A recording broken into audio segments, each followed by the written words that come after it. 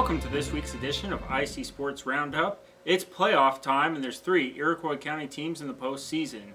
We're going to start off with our top seeded team from Iroquois County, Central. They're the only team at home playing Moments. Central played the Redskins last weekend where they won 43-13. Let's listen to what head coach Brian Spooner has to say about his matchup with the Moments Redskins. Yeah, well, it's not the best row I've ever had. Facing a team that you just had to play out of your conference, week 9 going into the first week of the playoffs, is not an ideal situation. But we still got to have to prepare hard this week because they are dangerous. DeAndre Wright, probably the most dangerous running back in 2A, would be a good assessment in my eyes. He's a great running back. He's shown that through the 3 years he's been a varsity starter. We're going to have to make sure that we play as well as we did Friday night to get a victory. And I think that if we're not focused, we could get snake bit here a little bit. And I know Coach Fox over at Moments isn't exactly thrilled about playing us again either, but I'm sure that he'll prepare his kids hard, and I'm sure they'll be ready to play. And I'm hoping we can come out again with another victory. But that's probably not going to be very easy. It'll probably be a much different ball game. Last week, DeAndre Wright rushed for only 50 yards against Central, and Logan Giggle looked like the better back with 203 yards rushing. Wright, however, has rushed for 2,050 yards this season and 34 touchdowns. We'll move on to the road where Milford is playing Iroquois Central A&M. The Bearcats are in the playoffs for the first time since 2009. This is the second time they've been in the playoffs since '98.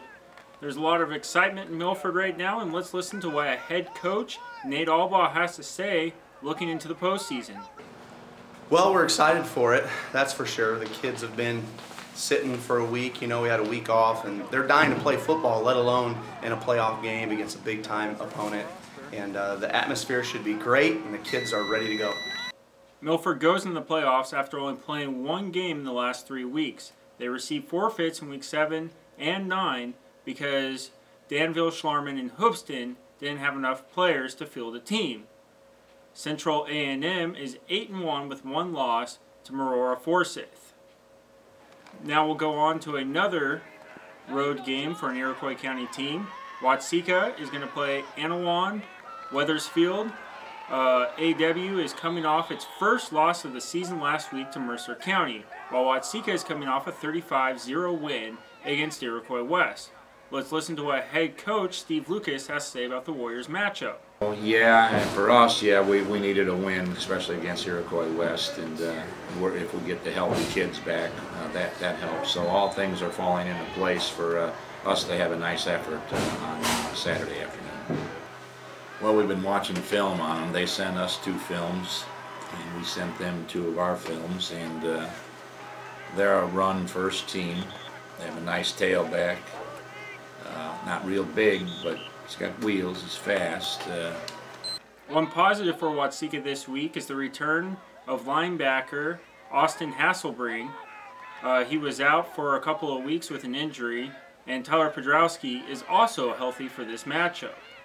The Warriors will face a tough running game led by Meekum Smith, who has 1,145 yards and 15 touchdowns this season. Watseka, however, also has a strong running attack with Austin Blair running for 1,449 yards and 18 touchdowns.